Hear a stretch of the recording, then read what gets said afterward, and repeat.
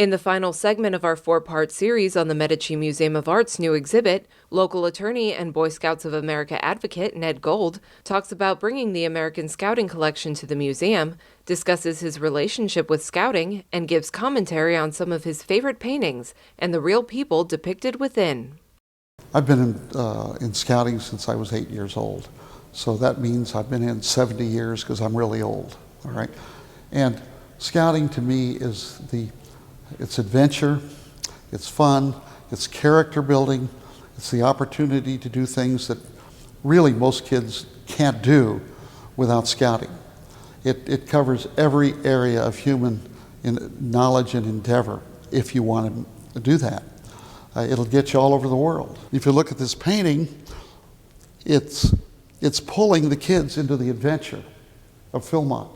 What I love is you're seeing the Scouts pulling you in, you're seeing the Scouts looking at the top of the tooth and over the ridge into the future for them. And it's just tells me what Scouting is in what it's done for so many people.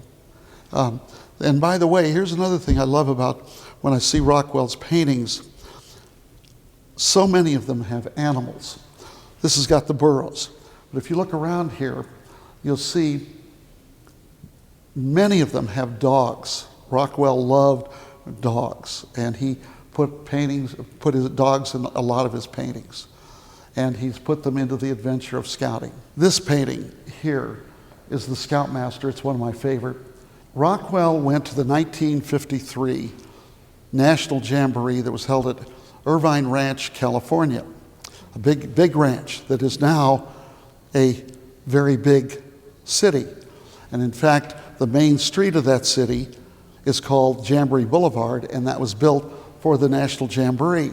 And he got these kids together, he got the Scoutmaster together, and he happened to be a professional scouter who had been a Scoutmaster before he became a professional scouter. The picture was taken in the daytime. Rockwell went back and painted it, and this one kid here on the left made sure that his face was visible so that when it was painted, he could say to his mother, "That's me." This man became a lawyer.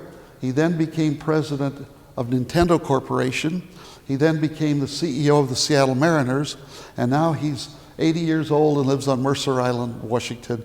We're hoping to have him come and be here at some time in the future here. This painting is the same man. As a Cub Scout, as a Boy Scout, an Explorer Scout with his Eagle Award, and then as a Scoutmaster. He lives in Vermont, he's still living, and hopefully we can have him be here as well. This painting with Rockwell, there's an enigma here.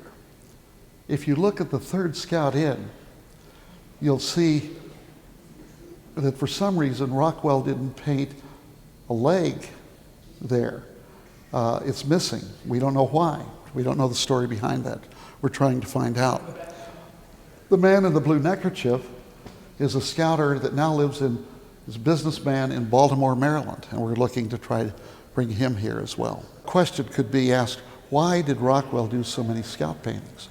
Well, he began his career as a professional artist, or some people would call him an illustrator, but either way, it's great art. Working for the Boy Scouts at the age of 19, doing paintings for Boys Life magazine and Scouting magazine. And he worked for 5 years for Scouting. He had an affinity for Scouting, and it stuck with him for his entire life. That's why you see so many paintings with the Scout theme. I don't pretend to be an art aficionado. As I've told people, this is what I know about art. I like it, I don't like it. And one man who would certainly be considered an art aficionado said to me, "That's all you need to know about art." But I've learned a lot, by the way, especially working to get this collection here.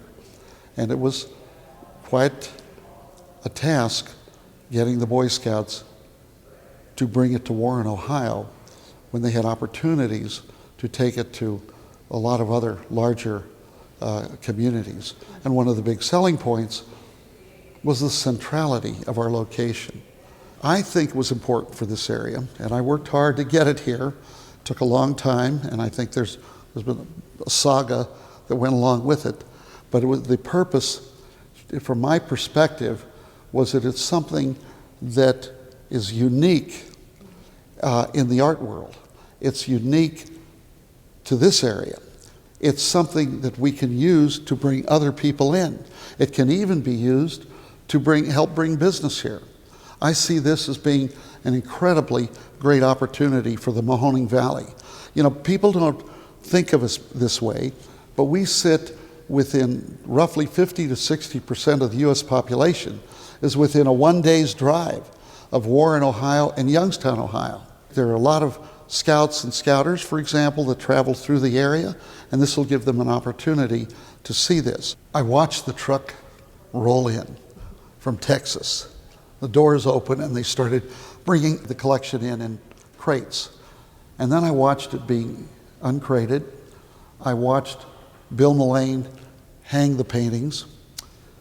Well, when I walked through the door and saw them as one, I was stunned.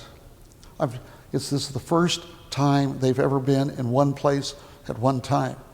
And as you look through this, you see any scouter will see that's been in for any length of time, and scouts will see their scouting history here.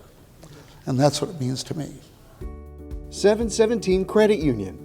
Business services designed to meet your daily needs. Commercial loans, business deposits, merchant and payroll services. 717 Credit Union. It's knowing you were treated right every time.